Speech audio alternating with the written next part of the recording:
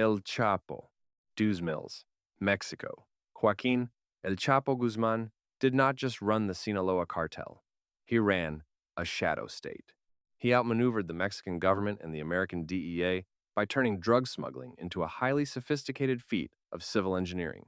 When border checkpoints tightened, El Chapo hired architects to build massive, air-conditioned, fully illuminated tunnels deep beneath the U.S.-Mexico border, moving tons of product entirely undetected. But his greatest victories over the government were his prison escapes. Arrested in 1993, he effectively bought his maximum security prison, living in luxury until 2001, when he casually escaped hidden in a laundry cart. Captured again in 2014, the government swore he would never see daylight. A year later, his cartel engineers purchased land a mile away from the prison. They drilled a highly precise, GPS-guided tunnel straight into the blind spot of the shower in his cell. He climbed down a ladder, hopped onto a custom-modified motorcycle mounted on rails, and rode away under the feet of the guards. Pablo Escobar. 1980s. Colombia. No criminal in modern history has ever brought a sovereign government to its knees quite like Pablo Escobar. The leader of the Medellin cartel did not just outsmart the system, he bought it, and when he couldn't buy it, he destroyed it. His strategy was simple: plata o plomo, silver or lead. You take the bribe, or you take a bullet. Escobar controlled the police, judges, and politicians. When the Colombian government threatened to extradite him to the United States, Escobar waged an open, bloody war, bombing passenger jets, government buildings, and newspaper offices. He terrorized the country until the government actually changed the Colombian constitution to ban the extradition of citizens. Having won the war, he agreed to surrender, but only on his exact terms. He forced the government to let him design and build his own luxury prison, La Catedral. It had a football pitch, a bar, a jacuzzi, and was staffed by guards he handpicked. He sat in his own fortress, entirely immune from the law, continuing to run his global empire while the government was legally forbidden to step inside. Edward Snowden. May 2013. A 29-year-old intelligence contractor walks out of a highly secure NSA facility in Hawaii carrying a Rubik's Cube. Hidden inside that toy is a tiny memory card containing the most heavily guarded surveillance secrets of the United States government. Edward Snowden did not just steal classified data, he executed a flawless operational masterclass against the most powerful intelligence apparatus on the planet. Knowing the entire weight of the U.S. government would come down on him, Snowden meticulously planned his exit. He flew to Hong Kong, a territory with complex extradition laws, before contacting journalists. He used heavily encrypted channels to distribute the files, ensuring the government could not simply seize one server to stop the leak. When the U.S. revoked his passport to trap him, Snowden was already in the air, leveraging international political tensions to secure asylum in Russia. He completely outmaneuvered the global surveillance network he helped build, effectively trapping the U.S. government in a geopolitical stalemate that continues to this day. The Zodiac Killer. Late 1960s, Northern California. A serial killer paralyzes the San Francisco Bay Area, not just with violence, but with psychological warfare. The Zodiac Killer actively taunted the police, the FBI, and the media, turning his crimes into a gruesome public game. He mailed pieces of victims' bloody clothing to newspapers, alongside complex cryptograms, demanding they be published on the front page or he would kill again. He operated in plain sight, even calling the police from public payphones to report his own murders just minutes after committing them. He outsmarted law enforcement by leaving absolutely no forensic trail in an era before DNA testing, and by constantly changing his victim profile and murder methods.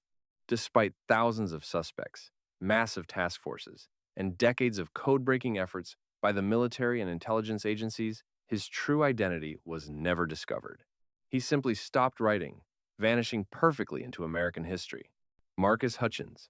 May 2017. The WannaCry ransomware attack violently cripples hundreds of thousands of computers across 150 countries. The UK's National Health Service is paralyzed, hospitals turn away ambulances, and global corporations grind to a halt. The world's top intelligence agencies are entirely powerless to stop the rapidly spreading worm. From a bedroom in England, a 22-year-old security researcher named Marcus Hutchins finds a hidden kill switch in the code, and registers a specific web domain, instantly neutralizing the global threat. He is hailed as an international hero, but Hutchins was outsmarting governments on two fronts. Before saving the internet, he was secretly a black hat hacker who had created and sold the Kronos banking Trojan, a devastating piece of malware designed to steal financial credentials. He operated in the deepest shadows of the cyber underground, successfully evading global cybercrime units for years. He possessed a level of technical knowledge so advanced that he played both the invisible villain and the public savior before the FBI finally caught up to his past. Ross Ulbricht, 2011. A young programmer in Texas decides to build an untraceable, multi-million-dollar criminal empire from his laptop.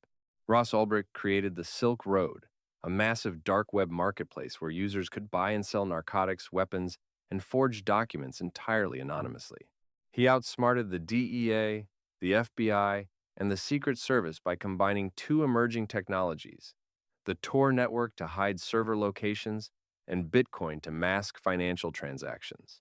For over 2 years, Ulbricht operated as the mysterious administrator Dread Pirate Roberts.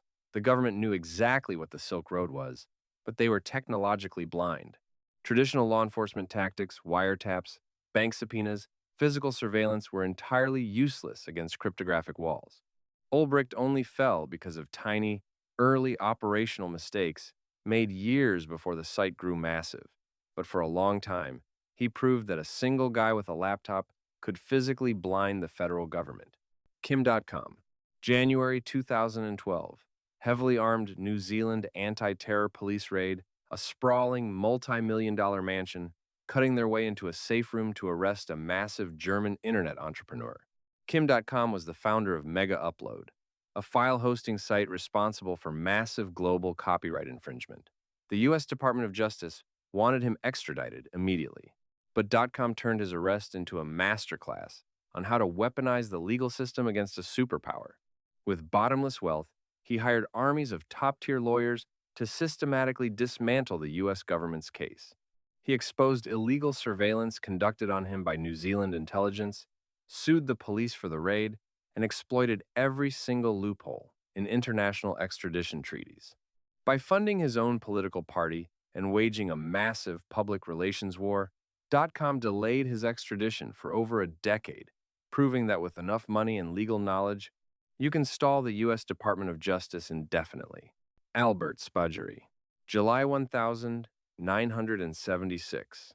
The vault of the Société Générale Bank in Nice, France, is considered physically impenetrable. Its walls are massively reinforced, and the door is rigged with state-of-the-art alarms. Albert Spaggiari, a former paratrooper, realized the bank was impenetrable from the street, but completely blind from below. Spaggiari recruited a team of professional gangsters and engineers. For 2 months, they secretly tunneled through the city's sewer system, welding their own ventilation pipes and stringing miles of electrical wire. They broke through the vault floor, spent a long weekend prying open 400 safe deposit boxes, and vanished with millions. But Spaggiari's true stroke of genius came months later when he was captured. During a meeting in the judge's office, he handed the judge a fake coded document. While the judge was distracted, Spaggiari jumped completely out of the second-story window, landed on the roof of a parked car, and hopped onto a waiting motorcycle. He spent the rest of his life as a fugitive, mailing mocking postcards to the French police. Carlo Ponzi, 1920, Boston. An Italian immigrant named Carlo Ponzi discovers a highly obscure loophole in the international postal system. International reply coupons could be bought cheaply in Europe and exchanged for more expensive stamps in the United States. Ponzi realized he could arbitrage the difference for massive profits.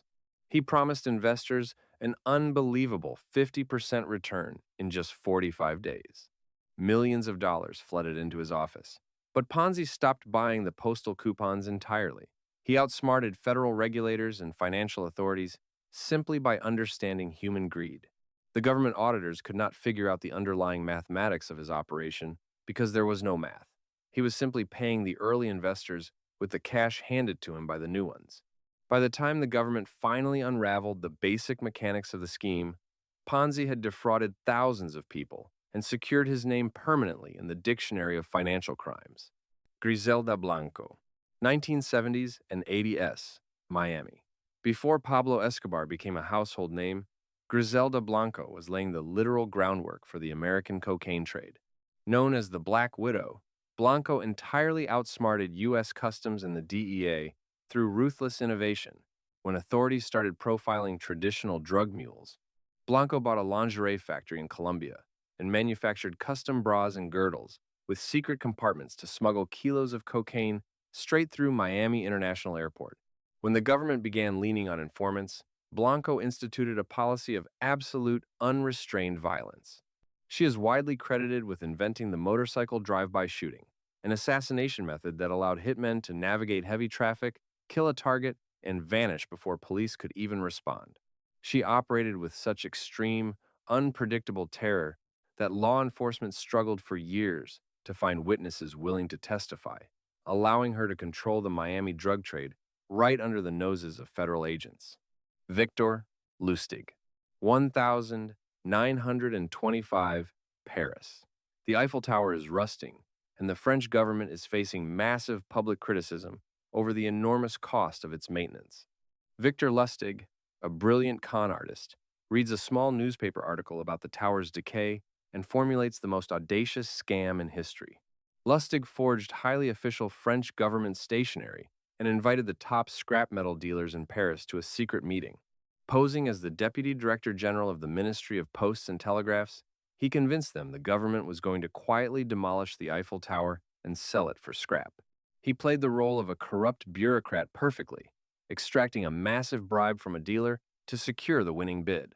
Lustig took the cash and fled to Austria. When the victim realized he bought a monument from a phantom, he was too deeply humiliated to go to the police. Lustig realized he had beaten the system so completely, he returned to Paris a month later and tried to sell the tower a second time. Semyon Mogilevich, late 1990s to present. Described by global intelligence agencies as the boss of bosses of most Russian mafia syndicates, Semyon Mogilevich does not act like a street thug. He holds a degree in economics. He has effectively outsmarted the FBI, Interpol, and European law enforcement for decades by treating organized crime like a massive, decentralized multinational corporation. Mogilevich insulated himself beneath layers of highly complex financial structures. He ran a massive money laundering network through the Bank of New York, defrauded investors in Canada, and controlled vast sectors of the Eastern European natural gas trade. The FBI placed him on their top 10 most wanted list, knowing exactly who he is and what he does. However, Mogilevich outsmarts them geographically. He lives openly and comfortably in Moscow. Because Russia has no extradition treaty with the United States, his mastery of international borders makes him permanently untouchable by Western justice. Whitey Bulger, 1970s to 1990s, Boston. James Whitey Bulger ran the Winter Hill Gang, controlling the drug trade, extortion, and illegal gambling in South Boston. But Bulger achieved total immunity from prosecution, not by hiding from the government, but by secretly joining it. Bulger struck a highly corrupt deal with an FBI agent named John Connolly. He became a top echelon informant, providing the FBI with information to dismantle his main rivals, the Italian Mafia.